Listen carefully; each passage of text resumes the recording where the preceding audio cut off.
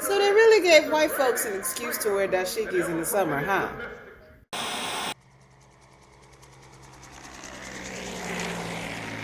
Juneteenth tidings, everyone! It's your favorite blue-haired Aquarian auntie, Yael, aka Little Girl Blue, and this is your news with a view.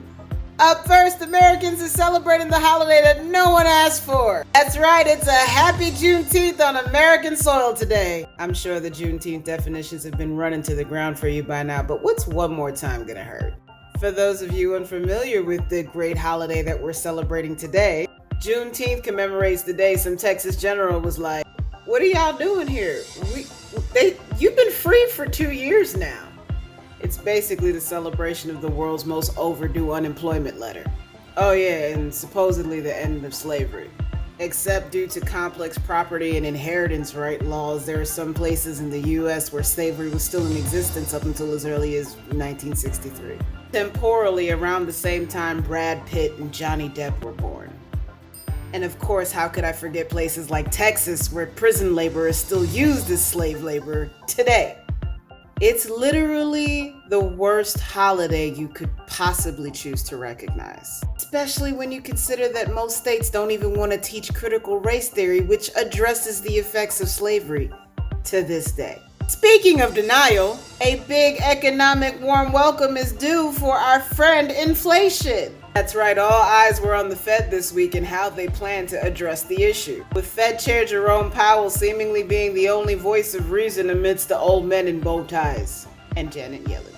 Pause, I gotta go over this so that way the rest of this is gonna make sense. When it comes to Fed policies, there's two stances that the Fed can possibly take. A hawkish stance, which is in favor of raising rates in order to combat inflation, and a dovish stance, which is more concerned with job creation and economic recovery. Fed Chair Powell is taking a dovish stance, primarily because he gives a fuck about the widening inequality gap that's taken place since the pandemic. Correction, it narrowly closed prior to the pandemic, and then widened astronomically afterwards, and is struggling to find its way back to center.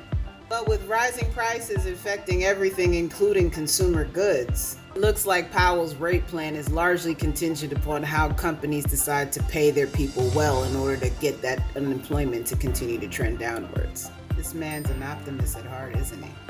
Speaking of unrealistic expectations, West running dry might just finally be the catalyst we need to get people to be serious about climate change. That's right, historically low levels at Lake Mead, a reservoir and major source of water for most of the West, has fallen to about 36% below capacity. Now, numerically, 36% might not seem that bad, but when you consider that the lack of rain and much higher temperatures and a long, dry summer ahead for most of the West, it's probably gonna go down a whole lot more, a whole lot quicker. More big changes are coming for the West, as water conservation policies are no longer optional now. You even got places like Nevada banning useless grass, which honestly should be everywhere. And there's even talk of federal legislation regarding water conservation practices. If I know my government like I know my government, we're probably gonna get an unpaid federal holiday commemorating why it never rains in Southern California. All joking aside, watching Juneteenth make its way into federal legislation as a holiday is quite literally everything I find wrong with this country. It's a giant fucking slap in the face. Because America is more content with giving people half measures than truly addressing the problems that face it in the long run. From legislators fighting against the teaching of critical race theory, to this George Floyd Policing Act that they keep trying to pass, which only does half-hearted measures such as limiting the use of chokehold and excessive force, and limiting qualified immunity. My personal favorite, collecting more data so that they could better prosecute this shit. Which is honestly about as effective as this recent anti-Asian hate bill, which ironically enough is also focused on collecting data and increased policing. If America was a surgeon, they would have lost their license to practice medicine a long time ago. That's how ineffective America is at addressing the problems that truly face it.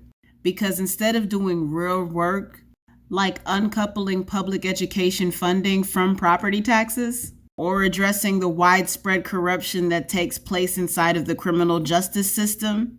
You know, the same one that pretty much continues to allow slavery to stay in existence even on this blessed holiday. Or addressing the GOP's mad-ass claims that are trying to make it so that people cannot vote in this country the way that they want to. Shit, or even making Election Day a federal holiday.